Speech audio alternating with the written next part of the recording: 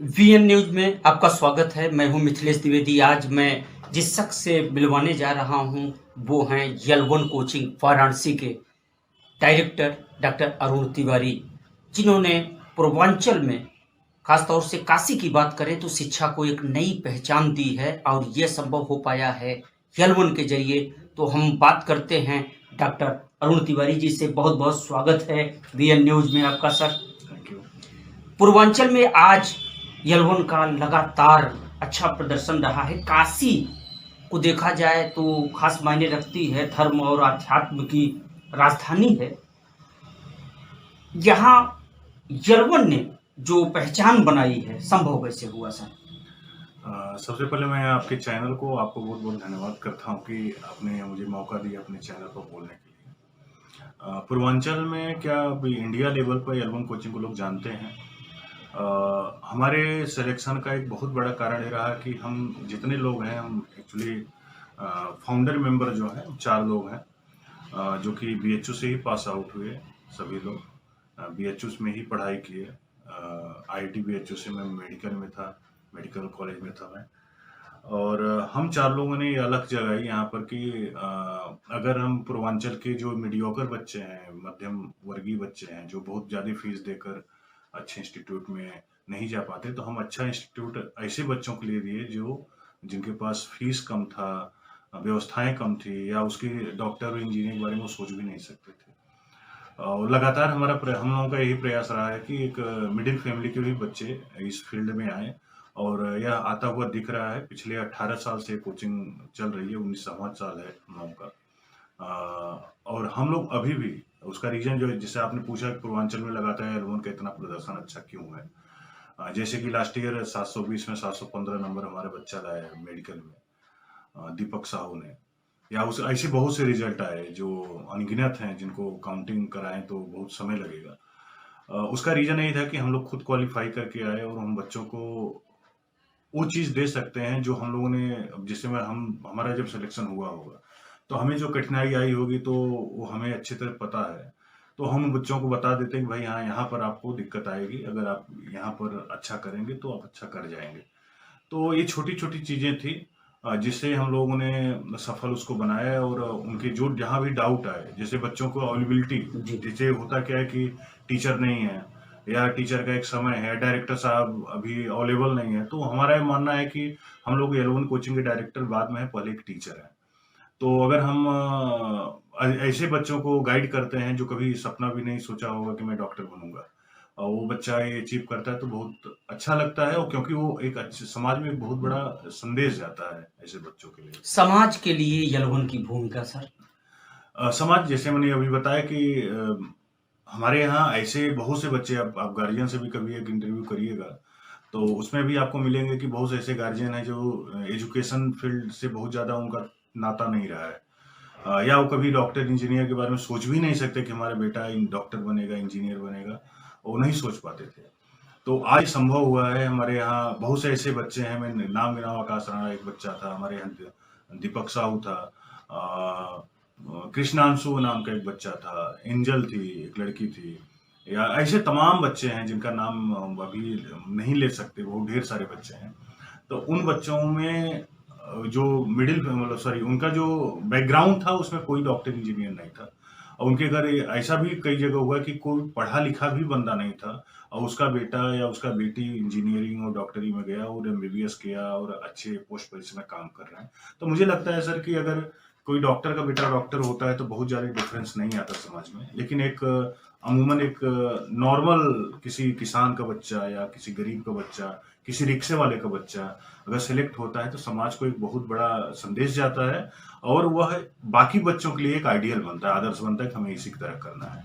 जी, बिल्कुल सही आपने कहा। लेकिन एक अहम सवाल और जुड़ा है शिक्षा के क्षेत्र में, जहाँ प्रयागराज को कभी केंद्र माना जाता था, आज काशी में ये जो अलग जगह है, एक बदलाव सा हुआ है, तो चीजें सामने आ रही हैं। तो प्रधानमंत्री का ये संसदीय क्षेत्र है, चर्चित रहा है, और दूसरा यल1 की धाक। आप क्या मानते हैं सर इस? नहीं, एक तो बिल्कुल बात है कि हमारे ऑनरेबल जो प्राइम मिनिस्टर साहब हैं, यहाँ के हमारे सांसद भी हैं बनारस के, काशी के। और उनके आने से 2014 के बाद बहुत ज़्यादा बदलाव भी हुए हैं। हालाँकि काशी तो ऑलरेडी पहले से ही एक शिक्षा का केंद्र रहा है और अध्यात्म का केंद्र रहा है। एक ऐसा मतलब ऐसा सिटी है जहाँ 4-4 यूनिवर्सिटी हैं, संपूर्णानंद संस्कृत यूनिवर्सिटी है, बनारस हिंदू यूनिवर्सिटी है, महात्मा गांधी काशी विद्यापीठ है, 4 यूनिवर्सिटी हैं, तिब्बत का भी एक यूनिवर्सिटी है यहाँ पर।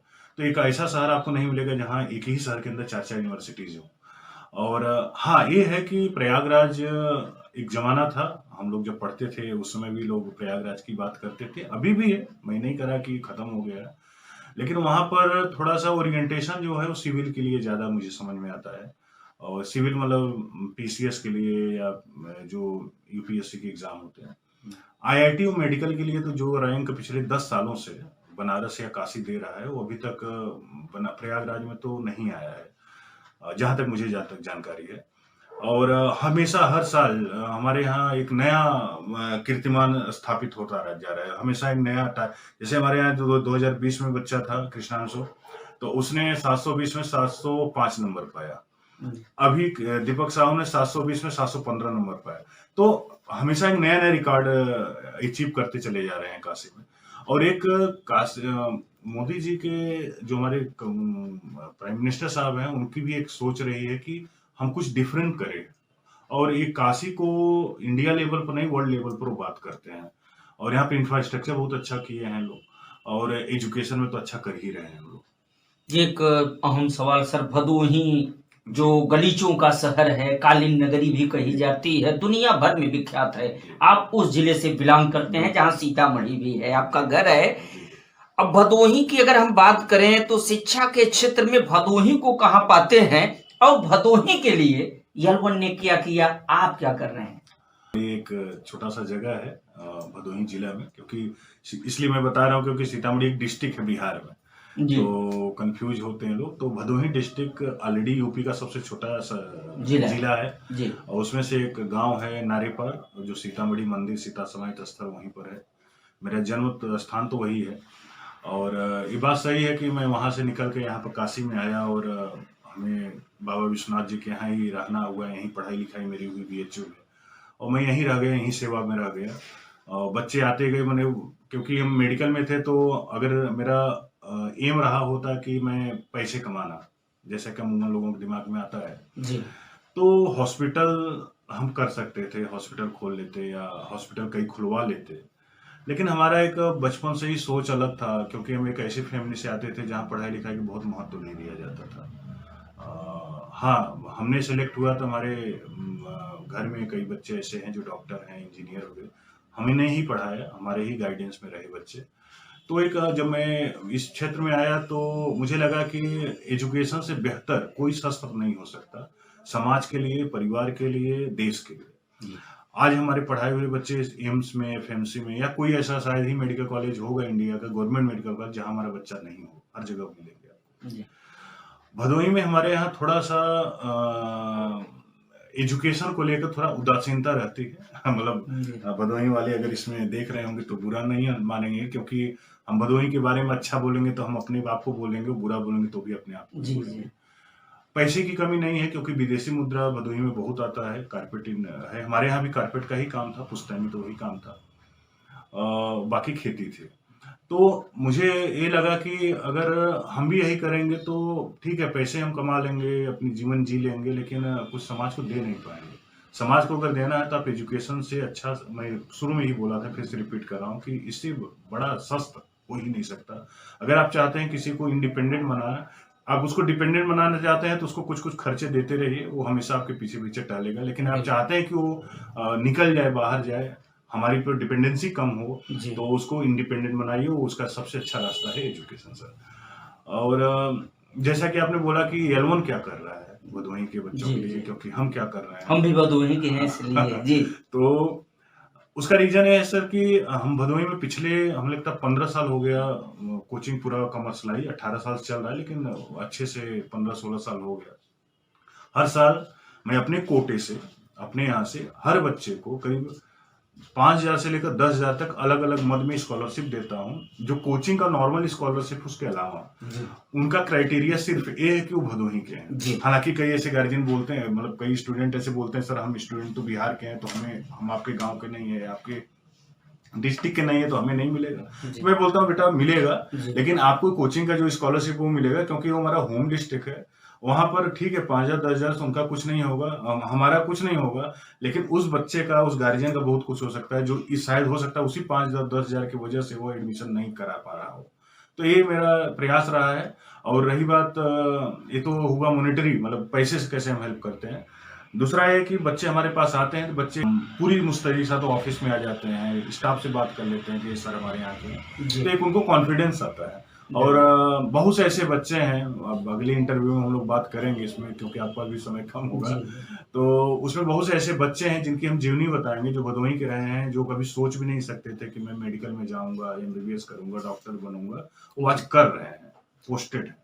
तो ये मुझे अच्छा लगता है। यहाँ की दो ही रिलेशन होते हैं, एक गार्जियन का होता है, एक गुरु का होता है, जो हमेशा अपने सबॉर्डिनेट को, मतलब अपने जूनियर को अपने से अच्छा होता देखना चाहता है।